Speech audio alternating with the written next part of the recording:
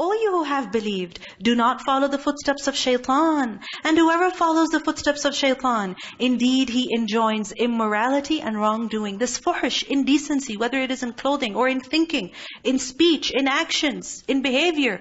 This is from who? From shaitan.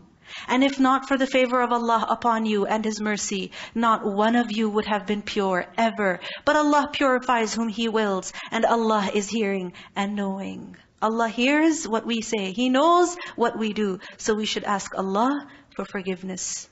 وَلَا يَأْتَلِ أُولُو الْفَضْلِ مِنْكُمْ وَالسَّعَةِ أَنْ يُؤْتُوا أُولِي الْقُرْبَى وَالْمَسَاكِينَ وَالْمُهَاجِرِينَ فِي سَبِيلِ اللَّهِ وَلْيَعْفُوا وَلْيَصْفَحُوا أَلَا تُحِبُّونَ أَنْ يَغْفِرَ اللَّهُ لَكُمْ وَاللَّهُ غَفُورٌ رَحِيمٌ. And let not those of virtue among you and wealth swear not to give aid to their relatives and the needy and the immigrants for the cause of Allah, and let them pardon and overlook. Would you not like that Allah should forgive you? And Allah is forgiving and merciful. We learned that one of the companions, he was a sincere believer. He made an honest mistake over here. And what was that? That he was one of the people who spread the slander against Aisha radiallahu anha. Meaning he heard it from Abdullah bin Ubay. He didn't start it. He heard it, but then he passed it on. And then he spoke about it. And he accused Aisha radiallahu anha and that companion of committing zina. And this companion, Mistah radiallahu anhu, who made this mistake over here, he was a muhajir. He had immigrated from Makkah to Medina. Imagine. Because you see, good people can also make big mistakes. They're human beings after all. And he was a relative of Abubakr radiallahu anhu also. He was related to Aisha radiallahu anha. Alright? And on top of that, Abubakr radiallahu anhu used to financially aid Mistah. And when Mistah participated in the slander, Abubakr radiallahu anhu was so hurt, he said, from now onwards, I'm not giving Mistah anything. Would we do something like that? Of course, we would. All my life I've helped you, and this is what you do in return? Don't we say these words over and over?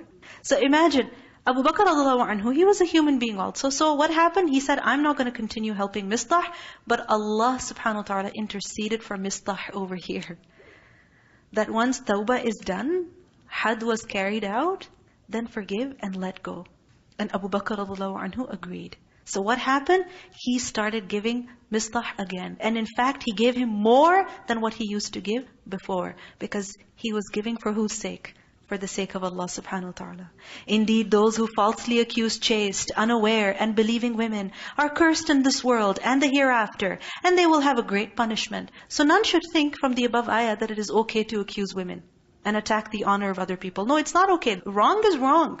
But when someone has done wrong and they repent from it, and they have made amends, then you should also forgive them.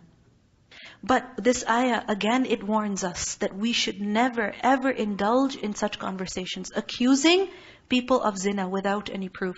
The Prophet ﷺ said, if somebody slanders his slave, and the slave is free from what he says, and this is not slander of zina. This could be any false accusation. You stole, you did this without my permission, and generally this happens, that servants are blamed. Children are blamed. You broke this.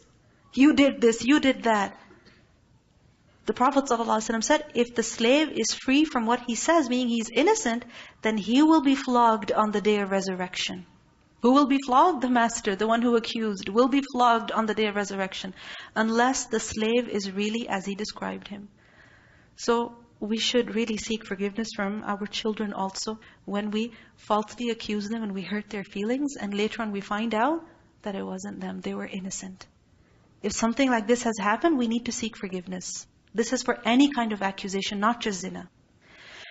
On a day when their tongues, their hands, and their feet will bear witness against them as to what they used to do, that day Allah will pay them in full their deserved recompense. And they will know that it is Allah who is the perfect in justice.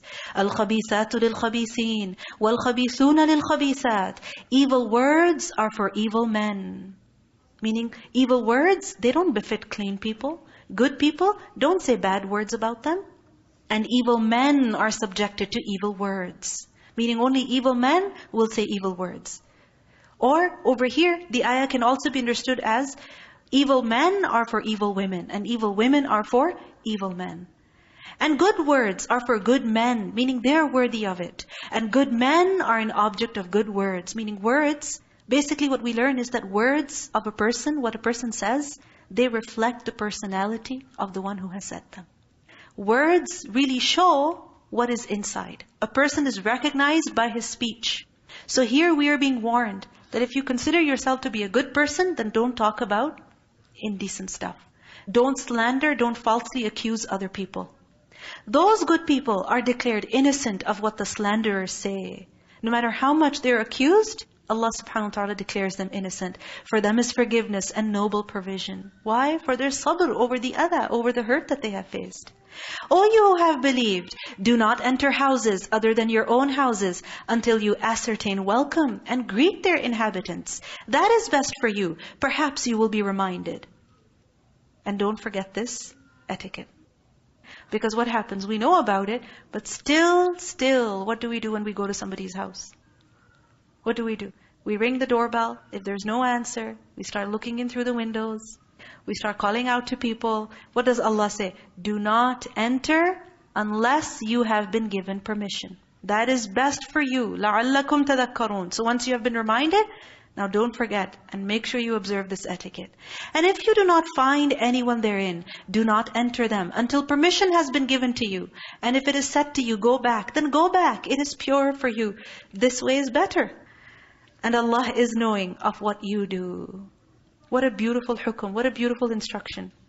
But generally what happens when we go to somebody's house? Either we don't tell them before we come, we show up at the door and we say, surprise, right? And then we keep ringing the doorbell, or we check at least if the door is locked or not. If it's not locked, okay, let me just go in. Sometimes this also happens. How can you even touch the doorknob if somebody did not open the door from inside? We can't do that. We cannot go into other people's houses without permission. And remember that house over here doesn't just apply to a house. It also applies to somebody's private space. So for example, a bedroom. If somebody has closed the door, don't just walk in. Especially when it comes to a married couple. Don't just walk in. Take permission. And if you're told go back, then go back. Don't get offended over there. Don't start yelling at them from behind the door. No, Allah is knowing of what you do. There is no blame upon you for entering houses that are not inhabited, meaning public places. If you enter them without permission, no harm. In which there is convenience for you, meaning you have a reason to go there. Don't just go without a reason. Because some places are public and you have some business over there, some work to do over there. So there, yes, you can go without permission, unless it says that you need permission before entering. And Allah knows what you reveal and what you conceal. He knows what you think of others and the actions that you do. Tell the believing men to reduce some of their vision and guard their private parts. Men are ordered first because they need to observe modesty also. Generally, we think that modesty is to be observed by who? This is only for women. This is only for girls. But who is it that Allah addresses first? The men. Men first. Usually we say ladies first. Right? In this regards, men are first. Okay?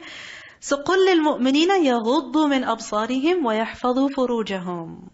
They should lower their gaze and guard their private parts. That is pure for them. Indeed, Allah is acquainted with what they do. Allah knows. You see, guarding the eyes is basically guarding your iman. The Prophet ﷺ said, 3 kinds of eyes will not see the fire on the day of judgment. The eye that weeps from the fear of Allah. The eye that guards in the way of Allah. Meaning that stays away, guarding in the way of Allah. And the eye that was lowered from prohibited matters. Meaning something haram came up and the person, what did he do immediately? Lowered his gaze. Please make sure you share this hadith with the men that you know. Whether they are your husbands or your sons or your brothers, please share this with them. That the eye that is lowered from seeing what is haram. The Prophet ﷺ said that this eye will not see the fire on the day of judgment. It will not even see the fire on the day of judgment. Just imagine. Which means that the crossing of the bridge will be, inshallah, really quick. That they won't even get to look at the fire of hell. May Allah subhanahu wa ta'ala make us among such people. And this is a hadith from a silsilatu sahiha. In another hadith we learn, the Prophet ﷺ said to Ali radiallahu anhu, that do not give a second look, Ali. Meaning accidentally something comes in front of you, or you don't realize, and all of a sudden you find something haram in front of you, then what are you supposed to do? Look away. Why? Because the second look, that is wrong. You're not blamed for the first one, but the second one, you are responsible for it. Because a mistake made once is a mistake. But a mistake made twice is not a mistake, it's a decision. وَقُلْ لِلْمُؤْمِنَاتِ يَغْضُضْنَ مِنْ أَبْصَارِهِنْ. And tell the believing women to reduce some of their vision. Meaning they should also not look admiringly at non-mahram men. Whether they are very righteous or pious or otherwise. Whether they are in front of them or they are on YouTube. However, do not look at men. How? Meaning do not look at them admiringly. وَقُلْ لِلْمُؤْمِنَاتِ. Even women have to lower their gaze. You see, sins have consequences. It's quite possible that we don't think much about this. We don't realize the seriousness of this matter. But what happens? A person feels that they're not finding any motivation to pray to Allah, to pray Qiyamul Layl, to recite the Qur'an. I mean, it's the month of Ramadan, yet the heart is not in Taraweeh. Imagine a person is in the masjid and they're not interested. Why? Why is it that they're so far removed from Allah? This huge distance, gap between them and Allah. This is the result of our sins. And it is these little things that gather together and they're enough to destroy a person. And the women, tell them that they should also guard their private parts. They should also protect themselves from zina and they should not expose their bodies. They should not wear such clothes which despite wearing, reveal them. And they should not expose their adornment except that which necessarily appears thereof. وَلَا يُبْدِينَ زِينَتَهُنَّ إِلَّا مَا ظَهَرَ مِنْهَا. Meaning, a woman's beauty, which is her body, her clothes, her hair, she should not expose it to people who are just going to enjoy it and then move on. No, your body is for you. It is for you. Allah subhanahu wa ta'ala has given it as an amana. It is not for other people's pleasure. It's not for their enjoyment. So the women should not display their adornment except for that adornment which appears naturally, necessarily, meaning there's no way of hiding it. Like for example, for a woman, is she meant to even cover her hands and her feet and every part of her body so that her skin is not exposed even an inch? She can't do that. Right? Likewise, her height. I mean, the height is also beautiful, isn't it? The height is something that you can't cover. Likewise, a woman is wearing a dress that is long enough and it's hot outside. She's not wearing her socks. But when she stands, her dress is long enough that it covers her feet. And as she walks, her feet do get a little bit exposed. There's nothing wrong in that. Because إِلَّا مَا ظَهَرَ مِنْهَا. Likewise, a woman is wearing beautiful clothing and then she has something on top to cover it. But then as she walks, the wind blows a little bit. So there's no harm. Because she tried her best to cover herself. Right? So, إِلَّا مَا ظَهَرَ مِنْهَا. What we learn over here is that we should not deliberately ever flaunt, display, expose our adornment, our beauty. Whether it is the beauty of the body, or it is the beauty of the hair, or the clothes, or the makeup, or the jewelry, whatever it may be. We should not deliberately ever reveal it. If it happens by accident, that's a different situation. But deliberately, we should not show it. Why? Because this is something very serious. The Prophet ﷺ said, the worst of your women are mutabarrijat. Mutabarrijat are those who are decked out. Who are displaying adornment. Like when they go out, they dress up in order to attract attention. And the hadith continues, mutakhayyilat, those who walk with pretense also. Why do they walk in that manner? To attract even more attention. They are the munafiqat. None will enter Jannah from among them, except like the red-beaked and footed crow, meaning very few. How often do you see a crow like that? Hardly. So just like that, among these women, hardly any will go to Jannah. May Allah protect us. And also for the women, additional command, which is وَلْيَضْرِبْنَ بِخُمُرِهِنَّ عَلَى جُيُوبِهِنَّ. And they should wrap a portion of their head covers over their chests. Meaning the cloth that they use to cover their heads with, they should take a part of that. And what should they do? They should cover their chest with it, their bosom with it. They should cover it. They should conceal it. Meaning the scarf, the head scarf, should not just be on the head. A part of it should also be covering the breast. Not to further accentuate, but to conceal.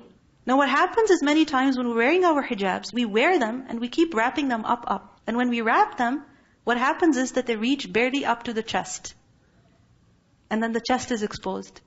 I mean, this kind of contradicts the hijab, right? Because the hijab is for the purpose of concealing us, right? And if a woman is wearing a hijab in such a way that there's a big bright thing on the head, and then the chest is exposed, yani, she's not really covering herself, is she? She's not. Likewise, sometimes what we do is that we wear the scarf, and then sometimes a portion of it is taken to pin up, or to cover the face, or to put on the side, and in that process, half of the chest is left exposed. So make sure that you do something, like pin it on the other side, or adjust it in a way that the chest is covered. Because the chest, the breast, is a part of a woman's beauty. Alright? It is attractive, it is a noticeable part of her body. And a woman must pay special attention to covering this part of the body. And for this purpose, inshallah, the hijab has to be slightly bigger, because sometimes we do put something on the chest, but then it's further highlighting the chest, because that's where all the color is, or that's where the hijab ends. So it should be concealing. So each person must look at themselves wearing the hijab in the mirror, alright, and check, are the curves of my breasts showing? Because if they are, through the hijab, despite the hijab, it defeats the purpose of hijab. I'm sorry for being so blunt over here, but this is the hukum of Allah. And they should not expose their adornment except to their husbands, their fathers, their husbands' fathers, meaning father-in-law, their sons, their husbands' sons, meaning stepsons, their brothers' sons, their sisters' sons, meaning their nephews, their women, meaning reliable women, women who will not go and describe their beauty everywhere, or who will take pictures and share them on social media. No. But rather women whom you can trust. That women who respect the fact that you observe hijab, and they will not describe you to men, nor will they take your pictures and share them with the whole world. And that which their right hands possess. Over here, slaves are meant, not servants. Alright? Or those male attendants having no physical desire. This refers to people who are like, for example, a man who's extremely old, having no sexual desire whatsoever. Not a man who is just barely in his 50s or 60s and you say, uncle. Alright? No, he's a man. This is talking about men who don't have any physical desire left, given their physical condition, their extreme old age. Or children who are not yet aware of the private aspects of women, meaning little boys. But if they have learned about these things through movies, through some school curriculum, then we should also observe hijab in front of them. And let them not stamp their feet to make known what they conceal of their adornment. Meaning when they walk with that hijab on, they should walk modestly. They shouldn't wear a really tall high heel, bringing attention, making noise with each step. No. Likewise, when they walk, their hidden zina, it should not be exposed. What is hidden zina? Meaning the beauty that has been covered. Like for example, a woman is covering her body, but then when she walks, she really stomps her feet so that her body shakes. This is something that's not correct.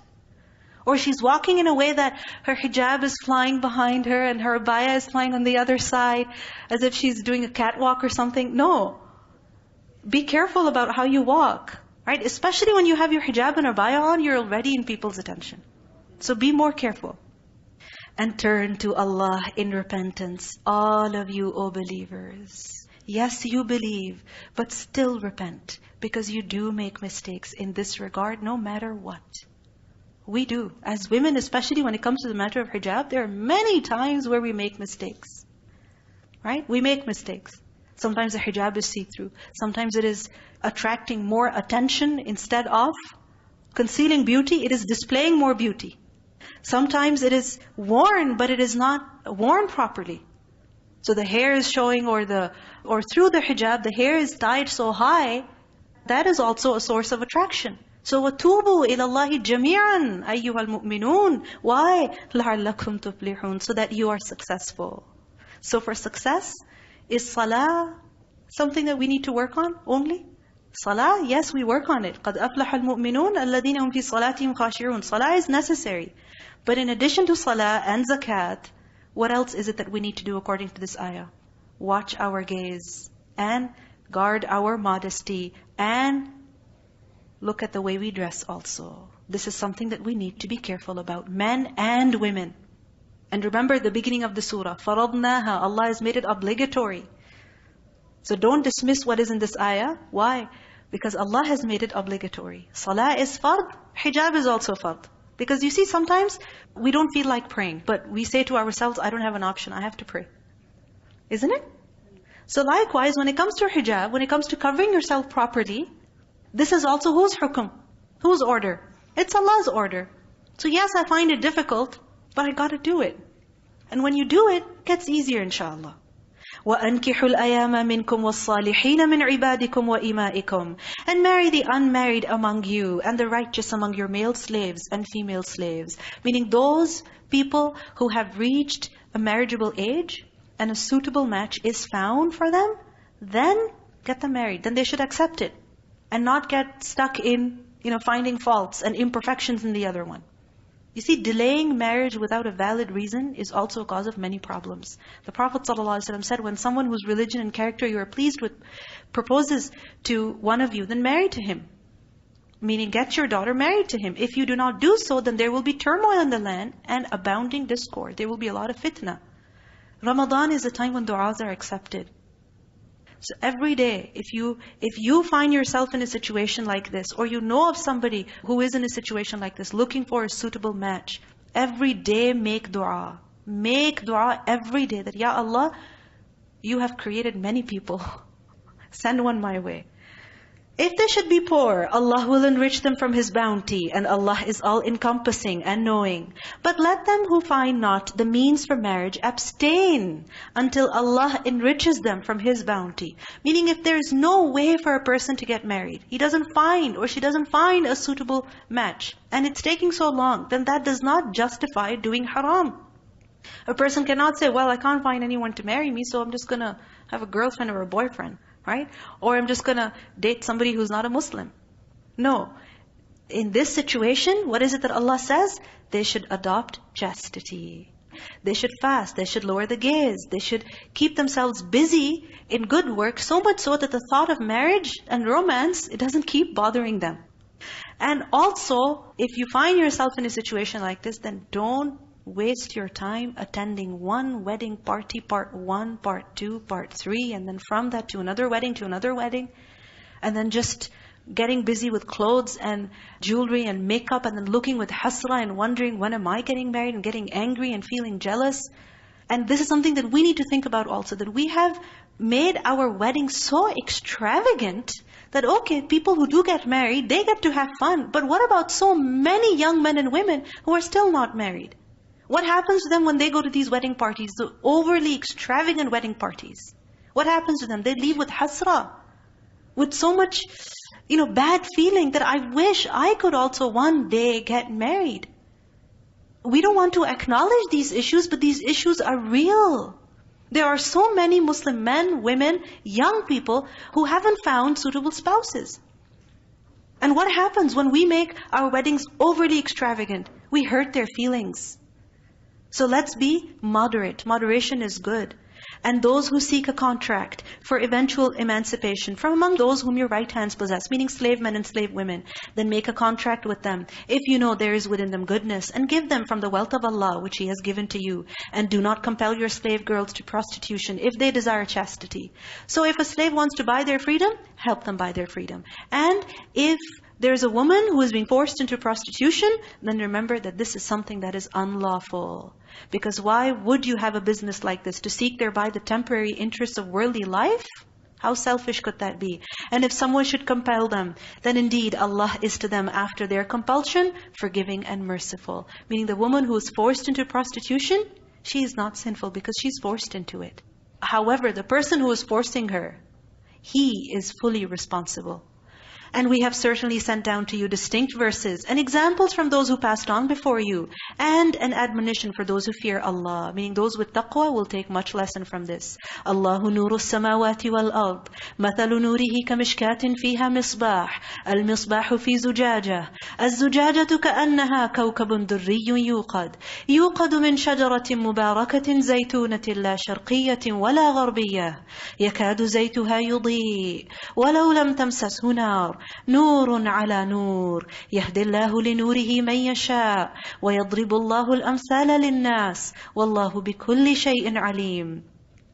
Allah is the light of the heavens and the earth. He is the creator of light. He is the giver of light. And His attribute is also of light. The example of His light, meaning the guidance that He gives, the nur of Iman, the Iman that He gives to His servant, is like that of a niche, within which is a lamp. The lamp is within a glass. The glass as if it were a pearly white star, lit from the oil of a blessed olive tree, neither of the east nor of the west, whose oil would almost glow even if untouched by fire. Light upon light. Allah guides to His light whom He wills. And Allah presents examples for the people. And Allah is knowing of all things. Here, the nur is Allah's light, which He knows the reality of. His sifah, His attribute. Then light is also the guidance, the iman that Allah bestows upon His servants. He gifts them with. Its example is like that of a lamp in a niche, so that its surroundings are illuminated. And when the light of Iman enters and settles in the heart, then what happens? It illuminates the heart, and if the lamp continues to receive its supply of olive oil, then the lamp never dies, and the light never extinguishes. Likewise, the believer does not let his faith extinguish. So he has a continuous flow of ilmun nafi', beneficial knowledge, so that the lamp of Iman is always alight. And we see over here that Allah guides whomsoever He wills. The heart of a believer is illuminated, enlightened. And the heart of the disbeliever is in darkness. The one with ilm is in light. And the one in jahl is in dhulma, is in darkness. So he who believes in Allah should learn the ilm nafi' that Allah has given. Why? So that the nur enters his heart. It transforms his actions. And with that, his surroundings also get illuminated because of his good akhlaq. And this is only possible when a person continuously strives for this cause and continuously takes in the supply of pure olive oil, of beneficial knowledge. فِي بُيُوتٍ أَذِنَ اللَّهُ أَن تُرْفَعَ وَيُذْكَرَ فِيهَا اسْمُهُ وَيُسَبِّحُ لَهُ فِيهَا بِالْغُدُوِّ وَالْآصَالِ. Such niches are in mosques which Allah has ordered to be raised, and that His name be mentioned therein, exalting Him within them in the morning and the evenings. Who are they? Who are those who exalt Allah in the morning and the evening in the masjid? They are men whom neither commerce nor sale distracts from the remembrance of Allah and performance of prayer and giving of zakah. They fear a day in which the hearts and eyes will fearfully turn about, that Allah may reward them according to the best of what they did and increase them from His bounty. And Allah gives provision to whom He wills without account. Here, certain qualities of the believers are mentioned. Who are those people that have this nur of Iman, of Hidayah? They are people who are not distracted from prayer. Because of what? Because of their worldly occupations. The Prophet ﷺ said, a Muslim does not regularly attend the mosques to perform prayer and remember Allah, but that Allah feels happy with him. Just as the family of one who is absent feels happy when he comes back to them. Has it ever happened? One of your family members goes somewhere and then when he comes back, do you feel happy? Yes. Just like that, a person who goes to the masjid regularly, each time he goes, Allah subhanahu wa ta'ala is also happy with him. Someone asked Aisha radhiyallahu anha, what did the Prophet ﷺ used to do in his house? And she said he used to keep himself busy serving his family. And when it was time for prayer, he would go for it. So nothing of this world distracted him from prayer. On the contrary, those who disbelieve, their deeds are like a mirage in a low land, which a thirsty one thinks is water, until when he comes to it, he finds it to be nothing. However, he finds Allah before him, and He will pay him in full his due, and Allah is swift in account. You see, this world is like a mirage, right? That from far it looks so beautiful, so attractive. And you're like, yeah, let me get there. Once I get there, I'll be perfect. I'll be fine. And once you get there, you see, oh, I'm not happy still. It's a deception. A person keeps chasing this world, but he never gets there. He never attains any success. And in this chase, he dies. And it's too late to go back and make amends. So those who disbelieve, their life is like this. That all their life they're pursuing, they're running after a mirage. And what happens? When they reach there, when they die, what is the outcome of their deeds? It's nothing. Just like when you reach the mirage, what happens? Do you find even a drop of water there? No. Nothing at all. All you find is just sand, emptiness. And that's exactly what a disbeliever will find in the hereafter. That the worth of his life will be what? Nothing. Nothing at all. From far he thought he was doing a lot of good stuff. But at the end he will find nothing. Or they are like darknesses within an unfathomable sea, which is covered by waves, meaning extremely deep sea. So deep that you can't even tell how deep it is. And on top it's covered by waves, upon which are waves, over which are clouds, meaning there's a storm in the middle of the ocean. Darknesses, some of them upon others, one layer of darkness over the other. When one puts out his hand therein, he can hardly see it. So dark it is, he can barely see himself. And he to whom Allah has not granted light, for him there is no light. For him there is no light. When there is darkness in the heart, no iman, no faith in Allah. And darkness also, that a person has no beneficial knowledge. And then darkness in the people that he's living amongst. He doesn't see anything that will lead him to light. He doesn't hear anything that will lead him to light. Then what happens? This person is in the depths of darknesses. And the person whom Allah does not grant light, for him there is no light. Who can guide him? Such people are not guided. Because for guidance, what is necessary? That burning desire. I want to be guided. I want to become better. And when a person has that yearning, then Allah subhanahu wa ta'ala will grant him guidance. This is His promise. O you who have believed, do not follow the footsteps of shaitan. And whoever follows the footsteps of shaitan, indeed he enjoins immorality and